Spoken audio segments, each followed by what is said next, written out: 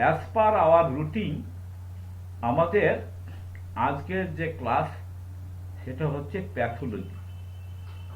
আমরা pathology pathology নিয়ে আলোচনা করব। তা প্যাথোলজি নিয়ে আলোচনা করব, তার আগে আমাদের বুঝতে হবে what is mean by pathology. তাহলে প্যাথোলজিকে জানতে গেলে, বুঝতে গেলে আমাদের ফিজিওলজি জানতে হবে, কারণ প্যাথোলজি সঙ্গে ফিজিওলজির একটা সম্পর্ক রয়েছে। তা আমরা ফিজিওলজি পড়ি আর প্যাথোলজি পড়ি, আমরা কিন্তু যেটা পড়বো সেটা হচ্ছে human physiology and human pathology. তাহলে আমাদের এই সাবজেক্টের আগে একটা হিউম্যান কথা থাকবে, কারণ আমরা গরু ছাগলের প্যাথোলজি নিয়ে আলোচনা করব না, আমরা কোনো ইঁদুর গিরগিটি টিকটিকি বা বাদর নিয়ে আলোচনা করব না, আমরা মানুষের প্যাথোলজি নিয়ে আলোচনা করব। আর মানুষের প্যাথোলজি অর্থাৎ হিউম্যান প্যাথোলজি যদি জানতে হয় তাহলে আমাদের হিউম্যান ফিজিওলজিটাও জানতে হবে। তাই হিউম্যান ফিজিওলজি কাকে বলে? কারণ হিউম্যান ফিজিওলজি যদি আমরা না বুঝি তাহলে প্যাথোলজিও বুঝতে পারবো না। তাহলে ফিজিওলজি কাকে বলে? ফিজিওলজির সংজ্ঞাটা কি? ফিজিওলজির সংজ্ঞা হচ্ছে normal function of the body. Human মানুষের যে নর্মাল ফাংশন, আমাদের বডির যে নর্মাল ফাংশন, সেই normal function of the body হচ্ছে ফিজিওলজি। তাহলে ফিজিওলজি হচ্ছে নর্মাল ফাংশন, আর প্যাথোলজি হচ্ছে normal function of the abnormal function of the body. অর্থাৎ মানুষের হিউম্যান বডির যে অ্যাবনর্মাল ফাংশনগুলো হয়, সেই অ্যাবনর্মাল ফাংশনগুলোর তার যে রেজাল্টগুলো আমরা দেখি সেটা হচ্ছে প্যাথোলজি। আচ্ছা, তাহলে প্যাথোস কথার মানে হচ্ছে অ্যাবনর্মাল, আর লজি কথার মানে হচ্ছে সায়েন্স বা বিজ্ঞান। তাহলে প্যাথোলজি কথা মানে হচ্ছে abnormal function of the body. এই প্যাথোলজিতে আজকে আমাদের যে আলোচনাটা হবে, সেই আলোচনাটা হচ্ছে আমরা ব্লাড নিয়ে আলোচনা করব। আগের দিন আমরা আলোচনা করেছি ইউরিন নিয়ে। আমরা আরো বিস্তারিত, সম্ভব হলে যখন সময় হবে আরো বিস্তারিত আলোচনা করব। আমরা তা এখন যে সমস্ত আলোচনাগুলো করব সেটা হচ্ছে একটা ধারণা দেওয়া। আপনি আর কয়েকদিন বাদে ডাক্তার হয়ে যাবেন। ডাক্তার হওয়ার পরে আপনি চেম্বার করবেন, প্র্যাকটিস করবেন। এবার রুগীরা এসে আপনাকে তার প্যাথোলজি রিপোর্ট দেখাবে। আপনি যদি সেই প্যাথোলজি সম্বন্ধে কিছু না জানেন তাহলে কিন্তু আপনার অ্যাজ এ ফিজিশিয়ান, ডাক্তার হিসেবে আপনার যে মানে কোয়ালিটি, সেটার সম্বন্ধে কিন্তু একটা অবমূল্যায়ন হবে। সুতরাং আপনাকে প্যাথোলজিটা বুঝতে হবে। সেই যে রিপোর্টগুলো, ইউরিনের রিপোর্টে বলুন, আর ব্লাড রিপোর্টে বলুন, এক্স রে রিপোর্টে বলুন, ইসিজি বলুন, বা আদার যে আল্ট্রাসোনোগ্রাফি বা বিভিন্ন টাইপ অফ যে রিপোর্ট, সেই রিপোর্টগুলো যদি আপনি স্টাডি না করতে পারেন তাহলে আপনার একটা ব্যর্থতা থাকছে। দ্বিতীয় ব্যর্থতা হচ্ছে যে আপনি তো চিকিৎসা করবেন হোমিওপ্যাথি ফিলোসফি অনুসারে, টোটালিটি অফ সিমটমসের বেসিসে, অর্গাননকে ভিত্তি করে রেপেটাইজেশন করে আপনি মেডিসিন সিলেক্ট করবেন। কিন্তু যদি এখন স্বাভাবিকভাবে আপনি প্রশ্ন করতে পারেন যে প্যাথোলজি কেন আমরা পড়ব? প্যাথোলজি আমরা পড়ব এই জন্য যে আমার যে সিঙ্গেল মেডিসিন সিলেক্ট করতে আমাকে কিছু আনকমন পিকুলার যে লক্ষণগুলো, সেগুলো আমাকে ইন্ডিকেট করে দেবে প্যাথোলজি। প্যাথোলজি আমাকে অনেক কিছু গাইড করবে, সেই জন্য প্যাথোলজি আমাদের পড়তে হবে। প্যাথোলজি আমাদের পড়তে হবে কারণ আমরা প্রপার সিলেকশন করতে গেলে আমাদের, যদিও আমরা ডিজিজ ডায়াগনোসিস করি না, আমরা মেডিসিন সিলেক্ট করি as per totality of symptoms. এখন দুটো কারণে আমাদের প্যাথোলজি পড়তে হচ্ছে। একটা হচ্ছে আনকমন পিকুলার সিমটমস কে চেনা, আর একটা হচ্ছে ডিজিজ ডায়াগনোসিস করা, আর একটা হচ্ছে সেটা কমার্শিয়াল বলতে পারেন। যদি আমি যদি বলি যে আমি হোমিওপ্যাথি করে আমি প্যাথোলজি বুঝি না, আপনার ওই রিপোর্ট আমি দেখব না, তাহলে কিন্তু অ্যাজ এ ফিজিশিয়ান ডাক্তার হিসাবে আপনার কিন্তু কোনো গুরুত্ব থাকবে না। সুতরাং আপনাকে প্যাথোলজি রিপোর্টটা বুঝতে হবে। আমি এর প্রসঙ্গে একটা কথা বলে রাখি, আমরা হোমিওপ্যাথি ইতিহাস নিয়ে মাঝে মাঝে টুকিটাকি আলোচনা করি, তা ভারতবর্ষ নয়, সারা পৃথিবীতে যারা হোমিওপ্যাথির প্রতিষ্ঠা লাভ করেছে তাদের ইতিহাসগুলো খুললে দেখবেন যে সমস্ত ডাক্তারবাবুরা কনভার্টেড ফ্রম অ্যালোপ্যাথ, যারা অ্যালোপ্যাথ থেকে অ্যালোপ্যাথের যারা দিকপাল ছিলেন, তারা যখন হোমিওপ্যাথি পড়েছেন তারাই কিন্তু পৃথিবীতে প্রাতঃস্মরণীয় হোমিওপ্যাথ চিকিৎসক হয়েছেন। আমরা জানি Samuel Hahnemann, father of the homeopathy, তিনিও converted from allopath. James Tyler Kent converted from allopath. আমাদের ভারতবর্ষে যত সব বড় বড় দিকপাল হোমিওপ্যাথ ছিলেন, যেমন এস.ডি. সরকার, মহেন্দ্রলাল সরকার, তারপরে জি.এন. কাঞ্জিলাল, এই সমস্ত হোমিওপ্যাথিক জগতে যারা দিকপাল ছিলেন, all are converted from allopath. সুতরাং আমাদের অ্যালাইড সাবজেক্টগুলো সম্বন্ধে জানতে হবে। শুধু আমরা মেডিকা পড়লাম। মাঝে একদিন জাকির আমাদের বলেছিল যে এক ডাক্তারবাবুর সঙ্গে পরিচয় হলো, তিনি অর্গাননের নামই শুনেনি, অর্গানন অফ মেডিসিন যে একটা সাবজেক্ট আছে তার নামও শুনেননি।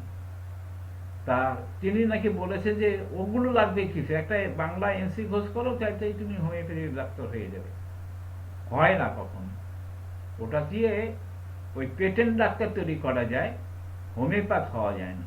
হোমিওপ্যাথি জানতে গেলে অ্যালাইড সাবজেক্টগুলো যেমন জানতে হবে। আমরা আমাদের কোর্সের মধ্যে কিন্তু প্যাথোলজিটা আমরা রাখিনি, ছিল না আমাদের। আমরা এখন প্যাথোলজিটা যুক্ত করেছি। আমাদের সিলেবাসে ছিল না প্র্যাকটিস অফ মেডিসিন, কিন্তু প্র্যাকটিস অফ মেডিসিন আমাদের খুব প্রয়োজন হয়ে পড়েছে। আমরা প্র্যাকটিস অফ মেডিসিনটাও রেখেছি। আর দুটো সাবজেক্ট আমরা এখনো শুরু করিনি, এই দুটো সাবজেক্ট আমাদের রাখতে হবে, কারণ এগুলোরও প্রয়োজন আছে। একটা হচ্ছে অ্যানাটমি আর একটা হচ্ছে ফিজিওলজি। তা অ্যানাটমি ফিজিওলজিটা আমরা এর সঙ্গে ইনক্লুড করব, তবে আমাদের সময় তো কম। যেখানে বিএসএমএস পড়তে 6 বছর সময় লাগে, আমরা সেখানে প্রথমে শুরু করেছিলাম 3 মাসের কোর্স দিয়ে, এবার আমরা 1 বছর বলছি। যে 1 বছরের মধ্যে এত কিছু করা যাবে কিনা জানি না, তবুও এর মধ্যে দিয়ে আমরা আপ্রাণ চেষ্টা করব যাতে অল্প সময়ের মধ্যে ভালো একজন হোমিওপ্যাথ হওয়া যায়। তা আজকে আমাদের যে বিষয়গুলো, সেই বিষয়টার মধ্যে হচ্ছে আমরা ব্লাড রিপোর্ট কিভাবে দেখব, নর্মাল ব্লাড রিপোর্টে কি কি থাকে। তাহলে প্রথম হচ্ছে নর্মাল ব্লাড রিপোর্টে আমাদের দেখতে হয় এইচবি হচ্ছে হেমোগ্লোবিন অফ দ্য ব্লাডের হেমোগ্লোবিনটা কিরকম আছে। তারপরে কি আছে আরবিসি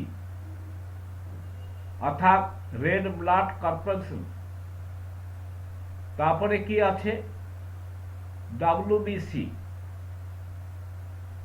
নেক্সট হচ্ছে ডিফারেন্সিয়াল কাউন্ট, সেটা হচ্ছে নেট্রোফিলস, লিম্ফোসাইট, ইসোনোফিল, মনোসাইটস, ব্যাসোনোফিল। এই সমস্ত জিনিসগুলো আমাদের দেখতে হয়। আর একটা জিনিস দেখতে হয় ইএসআর কথার মানে হচ্ছে এরিথ্রোসাইটস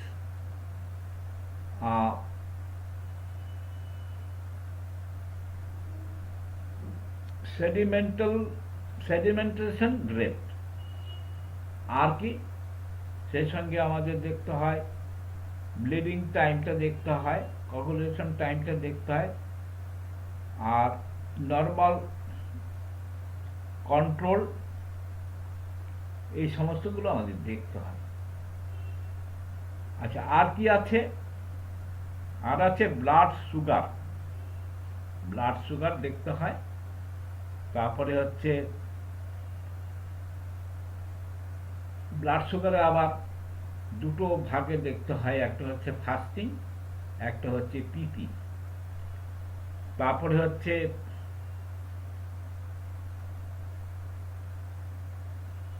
ব্লাডের ইউরিয়াটা দেখতে হয়, সিরাম দেখতে হয়, কোলেস্টেরল দেখতে হয়, আর হচ্ছে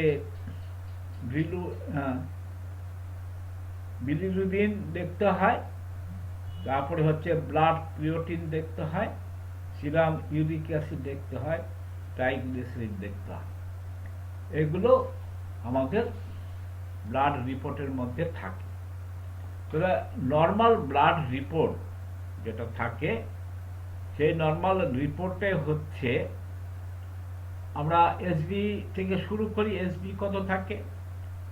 নর্মাল এসবি থাকে পুরুষের ক্ষেত্রে হচ্ছে 13.5 থেকে 17.5, অর্থাৎ 13.5 থেকে 17.5 হচ্ছে পুরুষের ক্ষেত্রে, আর মহিলাদের ক্ষেত্রে হচ্ছে 12 থেকে আরম্ভ করে 15.5 পর্যন্ত।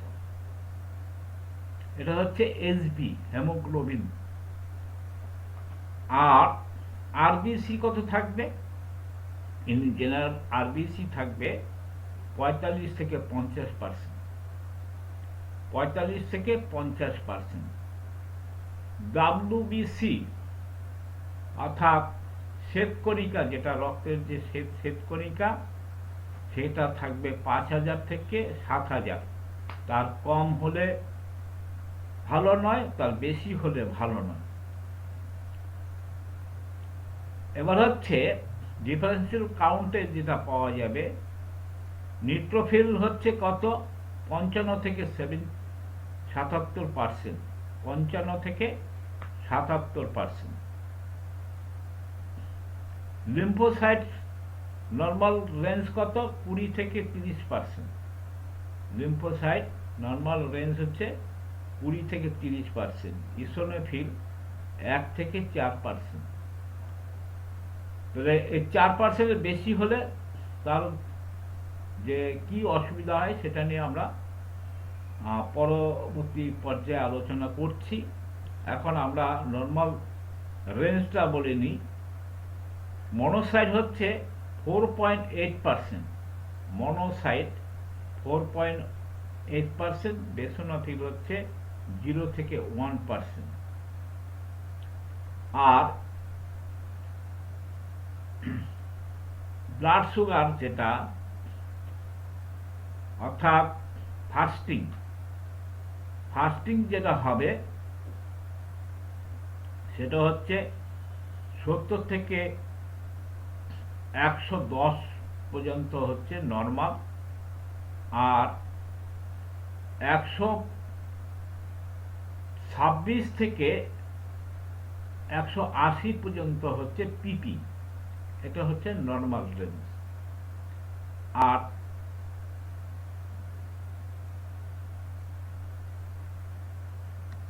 ব্লাড ইউরিয়া যেটা, সেটা হচ্ছে 12 থেকে 32 মিলিগ্রাম। 12 থেকে 32 মিলিগ্রাম। সিরাম যেটা, সেটা হচ্ছে 150 থেকে 250 গ্রাম। Cholesterol 100 millilitre. তারপরে সিরাম 4 to 8 মিলিগ্রাম। বিলিরুবিন হচ্ছে 1 মিলিলিটার। আর ক্রিয়েটিনটা হবে 1.0 to 2.0। 2 পর্যন্ত হলে খুব রিস্কের নেই, তার উপরে হলে রিস্কের আছে। সিরাম ইউরিক অ্যাসিড 1.4 থেকে 4.6, 1.4 থেকে 4.6, আর ট্রাইগ্লিসারাইড হচ্ছে 100 ml। এটা হলো নর্মাল। এর যে ব্যতিক্রম হলে কোনটা বাড়লে ক্ষতি হয়, কোনটা কমলে ক্ষতি হয়, সেই বিষয় নিয়ে আমরা আলোচনা করব। আমরা এবার আলোচনা করব abnormal blood examination. Abnormal blood examination নিয়ে আমরা আলোচনা করব। নিউট্রোফিল হচ্ছে, যদি যেটা আমরা নর্মাল বললাম তার থেকে যদি বেশি হয় তাহলে কি রেজাল্টটা কি হবে?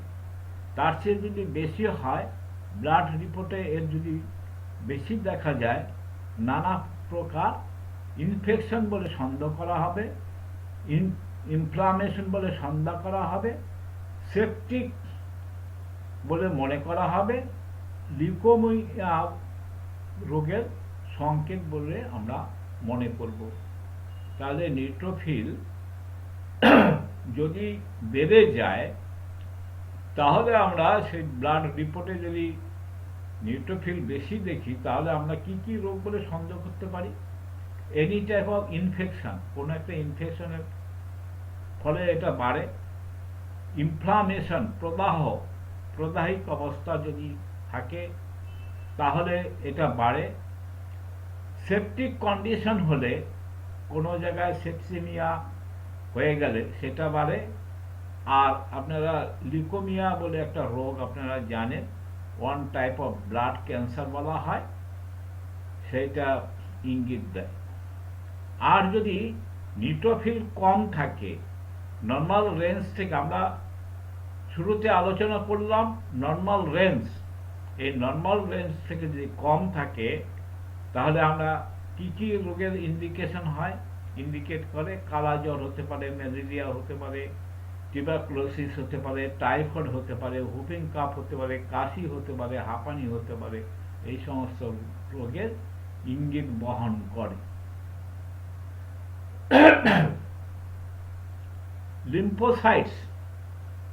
লিম্ফোসাইটস যদি বৃদ্ধি হয়, তাহলে লিম্ফোসাইট বৃদ্ধি হয় কখন?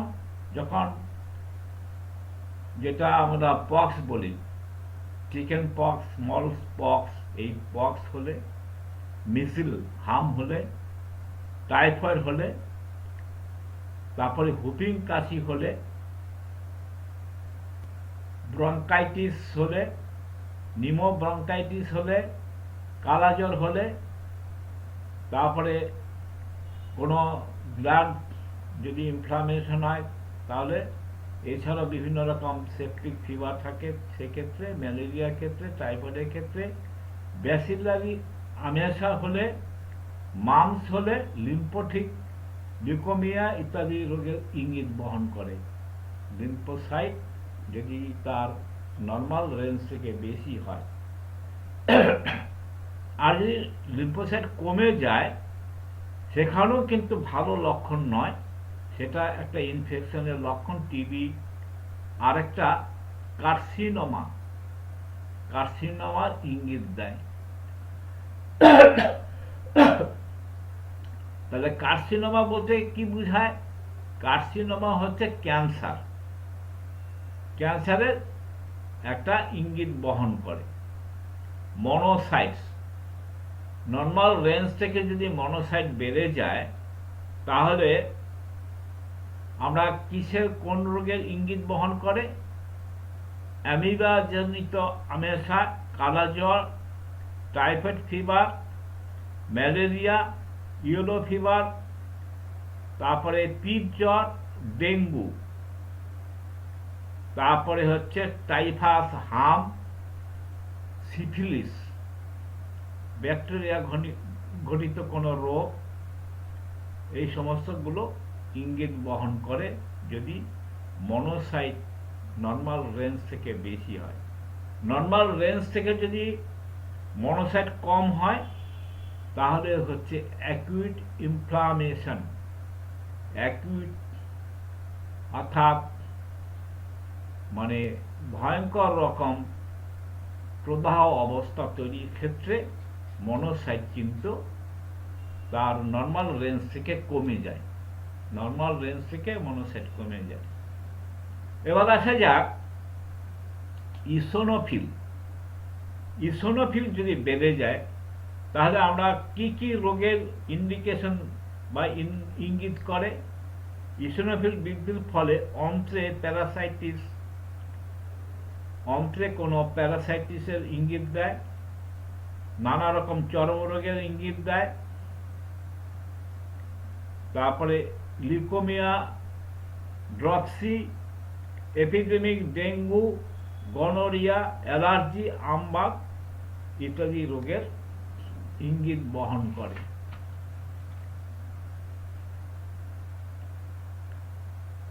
বেসনোফিল যদি বেড়ে যায়, বেসনোফিল বেড়ে গেলে এটা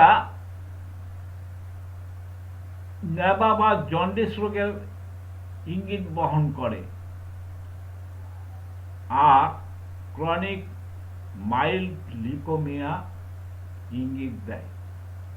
তাহলে বেসনোফিল যদি বেড়ে যায় তাহলে আমরা বিশেষ করে লিভার সংক্রান্ত কিছু ডিজিজ আর লিউকোমিয়া এই রোগের সংকেত পাই।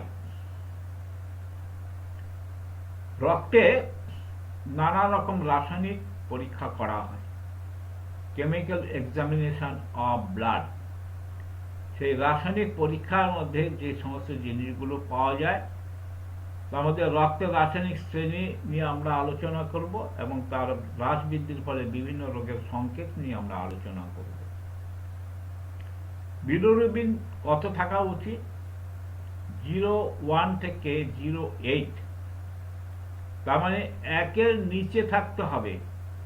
0.8, 0.8 1-এরও নিচে এই বিলিরুবিন যদি রেঞ্জ যদি বেড়ে যায় তাহলে আমরা যে রোগগুলোর আমরা ইঙ্গিত পাই সেটা হচ্ছে বিলিরুবিন বৃদ্ধি পেলে বাইল ডাক্ট, আমাদের লিভারের মাঝখানে একটা মানে থলি আছে, ছোট একটা থলি, তার নাম হচ্ছে বাইল ডাক্ট। ওই বাইল ডাকে কি তৈরি হয়? পিত্ত তৈরি হয়। তাহলে সেই পিত্ত বাইল ডাকের মধ্যে কোনো বাধা সৃষ্টি হলে তখন তার যে পিত্ত রস সেটা কিন্তু ছড়িয়ে যায়, বাধা সৃষ্টি হয়।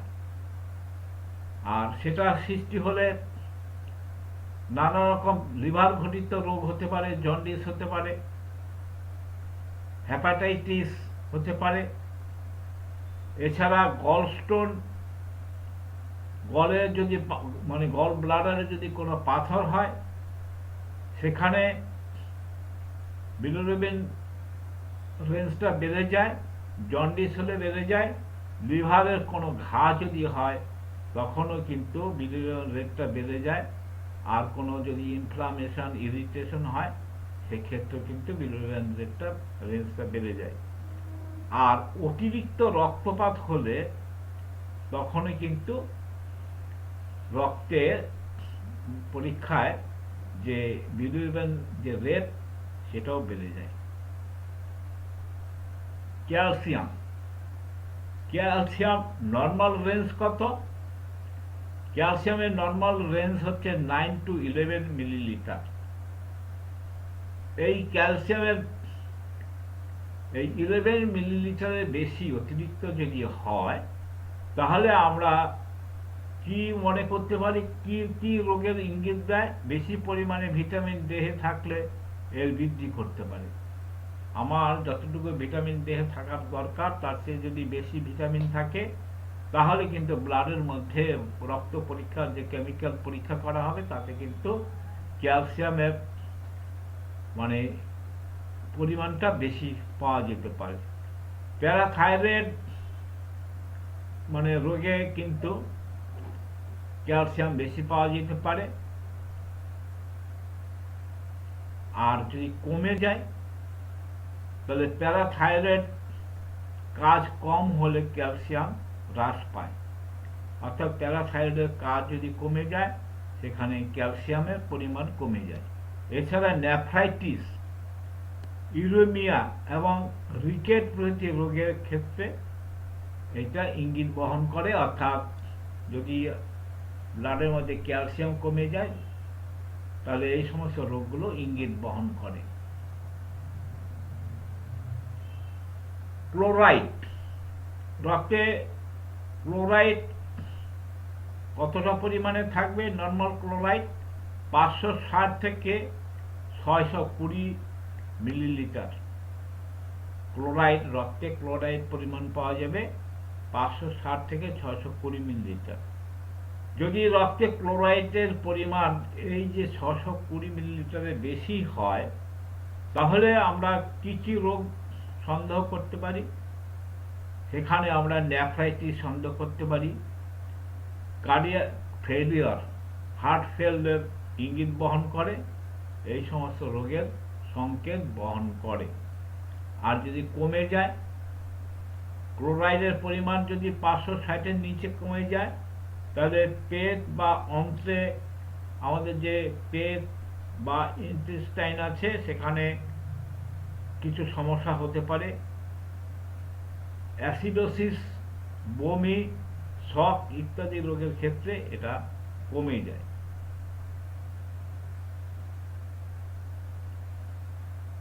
কোলেস্টেরল নর্মাল রেঞ্জ কত?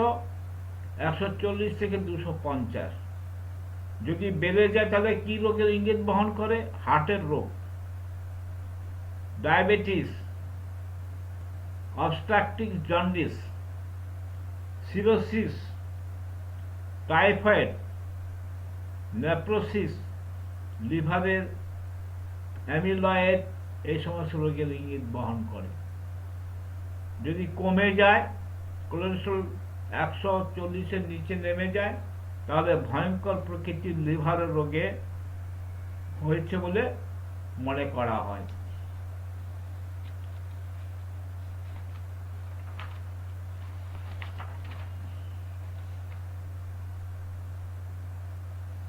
ক্রিয়েটিন নর্মাল কত থাকবে?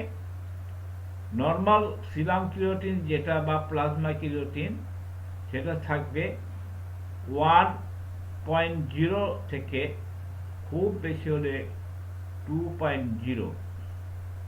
তা এটা ক্রিয়েটিনটা কি? আমাদের দেহে যে সমস্ত বর্জনীয় পদার্থ আছে সেগুলো প্রস্রাবের সঙ্গে বেড়ে যায়। তা ক্রিয়েটিন যদি কারো বেড়ে যায় তাহলে আমরা কি রোগের ইঙ্গিত বহন করে? যদি স্বাভাবিকের চেয়ে খুব কম দেখা যায় তাহলে কি রোগ মনে করব, আর বেশি হলে কি রোগ মনে করব? তাহলে স্বাভাবিকের থেকে কম হলে প্রস্রাব মানে ডিসচার্জের সময়, প্রস্রাব করার সময় যন্ত্রণা হয়, কষ্ট হয়। আর বেশি হলে এছাড়া কিডনি রোগ বলে আমরা মনে করব। আর হচ্ছে মেটালিক বিষ পান করলে স্বাভাবিকের চেয়ে অনেক কমে যায়। যদি কোনো মেটালিক বিষ, ধাতব বিষ যদি সে পান করে তাহলে তার ক্রিয়েটিনটা কমে যায়। আর যদি বেশি হয় তাহলে কিডনি ডিসঅর্ডার বলে মনে করা হয়। নন প্রোটিন নাইট্রোজেন, এটা নর্মাল হচ্ছে 20 থেকে 30 millilitre. NPN, non protein nitrogen, এটা থাকে 20 থেকে 30 মিলিলিটার। এটা বেশি হলে গ্যাস্ট্রোইন্টেস্টাইনাল ডিসঅর্ডার মনে করা হয়, পয়জনিং মনে করা হয়, শক, কিডনি রোগ, প্রস্রাবে বাধা, cardiac failure and internal obstructive dehydration, এই সমস্ত বলে মনে করা হয়। ফসফেট অ্যাসিড নর্মাল থাকে, যেটাকে আমরা বলি RA ইউনিট, সেটা হচ্ছে 0.3 এর বেশি যদি হয় পোস্টেট কার্সিনোমা। আমরা জানি পুরুষদের একটা গ্রন্থি আছে যাকে বলা হয় পৌরুষ গ্রন্থি। সেই পৌরুষ গ্রন্থিকে তার নাম হচ্ছে পোস্টেট গ্ল্যান্ড। সেই পোস্টেট গ্ল্যান্ডে কিন্তু ক্যান্সার হয়।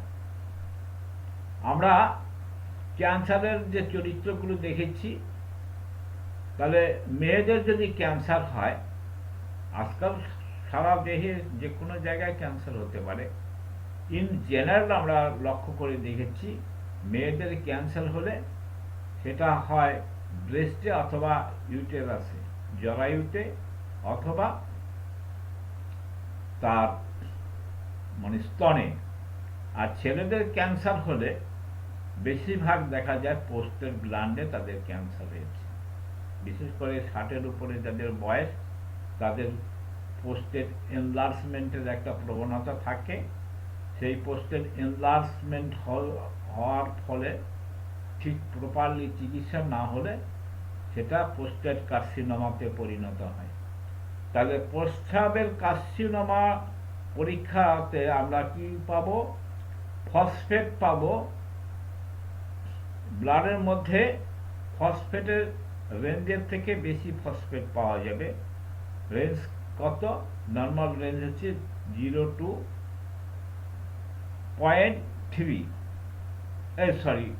to 3%। তার বেশি যদি হয় তাহলে আমরা পোস্টেট কার্সিনোমা বলে মনে করব। আর কি মনে করতে পারি? অবস্ট্রাকটিভ জন্ডিসের ক্ষেত্রে মনে করতে পারি, তার ইঙ্গিত বহন করে। আর হচ্ছে আরেকটা কার্সিনোমা, আপনারা প্রথমেই বলেছিলাম যে আজকাল ক্যান্সার যে কোনো জায়গায় হয়। আরেকটি কার্সিনোমা, তার নাম হচ্ছে বোন কার্সিনোমা। সেই বোন কার্সিনোমার ক্ষেত্রে দেখা যায় যে ফসফেট, যে ব্লাডের যে ফসফেট নর্মাল রেঞ্জ থেকে বেড়ে যায়। এই বোন কার্সিনোমাকে বলা হয় সার্কোমা।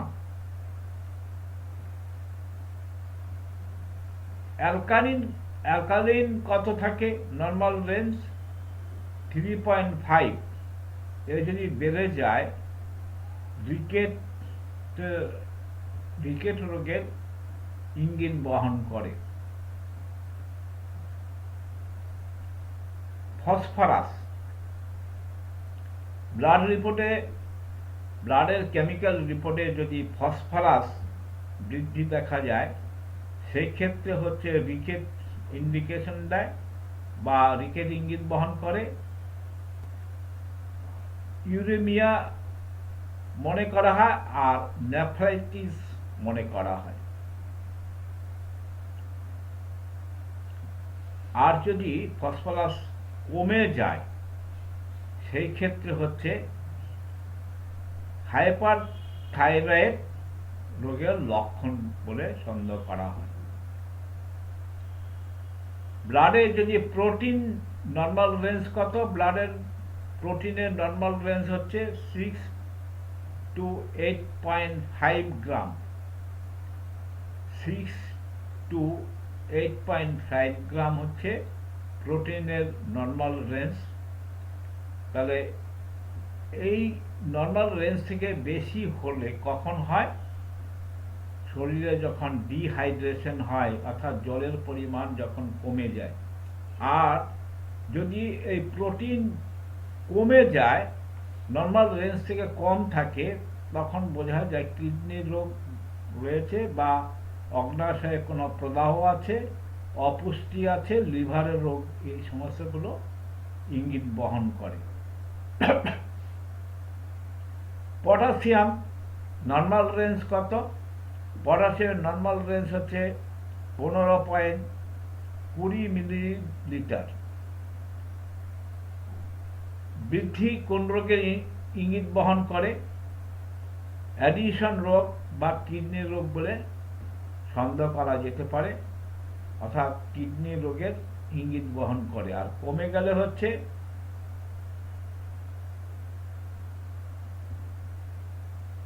কমে কখন? কমে অনেক সময় কিডনিতে যে কিছু টেস্ট করা হয়, হ্যাঁ, যাকে বলা হয় ডায়াবেটিক, দেওয়ার পর কমে যায়। সোডিয়াম সোডিয়াম নর্মাল রেঞ্জ হচ্ছে 310 থেকে 340 মিলিগ্রাম। তা এইটা বৃদ্ধির কোনো কারণ নেই, তবে কমে গেলে অতিরিক্ত উদয়াময় অর্থাৎ ডিহাইড্রেশন যদি হয়, এই সমস্ত রোগের ক্ষেত্রে এটা কমে যায়। আর কখনো কখনো জ্বরের ক্ষেত্রে এটা কমে যায়।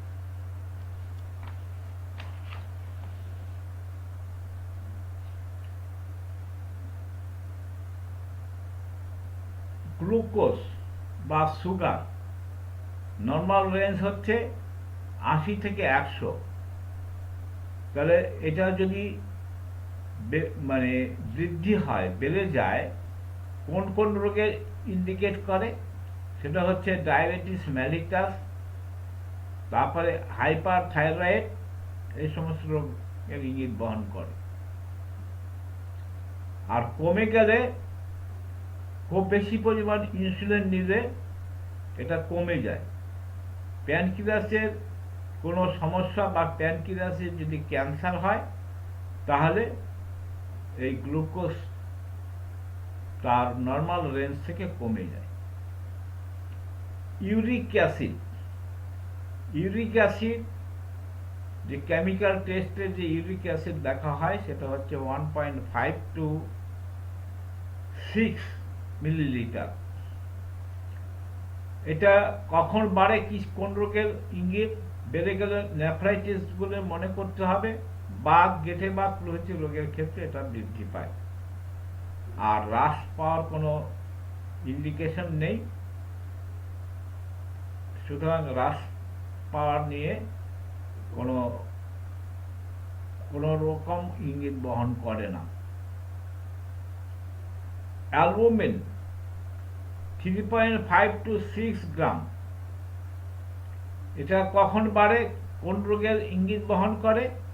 এটা বেড়ে গেলে ডিহাইড্রেশন হলে বৃদ্ধি পায়। ডিহাইড্রেশন যখন হয় তখন অ্যালবুমিন বেড়ে যায়। অ্যালবুমিনটা কি? অ্যালবুমিন হচ্ছে ডিমের যে লালা অংশটা, ওটাকে অ্যালবুমিন বলা হয়। ওটা আমাদের শরীরে একটা লালা জাতীয় জিনিস থাকে, সেটা রক্তের মধ্যে পাওয়া যাবে কত? 3.5 থেকে 6 গ্রাম।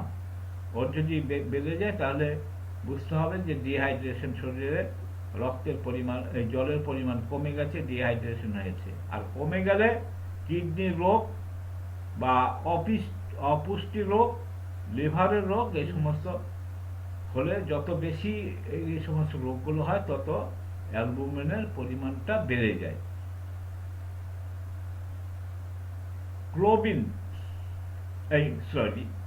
গ্লোবুলিন 1.5 to 5 গ্রাম, এটা বাড়লে কোন রোগের ইঙ্গিত বহন করে? টিউবারকুলোসিস অর্থাৎ TB, malaria, syphilis, rheumatoid arthritis, কালাজ্বর, সিরোসিস আর কার্সিনোমা, এই সমস্ত ক্ষেত্রে বেড়ে যায়।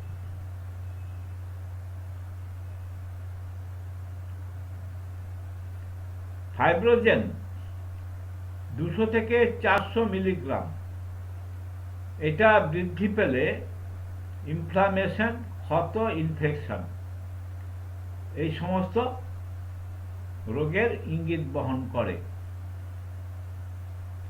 আর কমে গেলে নানা প্রকার রোগে এটা কমে। এইভাবে আমরা মোটামুটি ব্লাড রিপোর্ট দেখে আমরা ডিজিজ ডায়াগনোসিস করতে পারবো। আমরা আজকে নোটও পাঠিয়ে দেবো, আপনারা এটা মোটামুটি মনে রাখবেন, মুখস্থ রাখবেন। যেহেতু নোট ছাপানো নোট পাঠানো হচ্ছে, সুতরাং আপনারা এগুলো একটু মনে রাখবেন এবং যখন রুগী দেখবেন তখন আপনাদের ভবিষ্যতে কাজে লাগবে। এই ব্লাড রিপোর্ট বিভিন্ন রকম রিপোর্ট আমরা এগুলো নিয়ে আলোচনা করছি এবং সাথে সাথে নোটও পাঠিয়ে দিচ্ছি। সুতরাং আপনাদের প্যাথোলজি কোনো বই কিনতে হবে না, আপনারা ছাপানো নোট পাবেন, সেই নোটগুলো যত্ন করে রাখলে হ্যাঁ বই কেনার কোনো প্রয়োজন নেই, আপনাদের প্র্যাকটিস জীবনে প্রভূত উপকারে আসবে।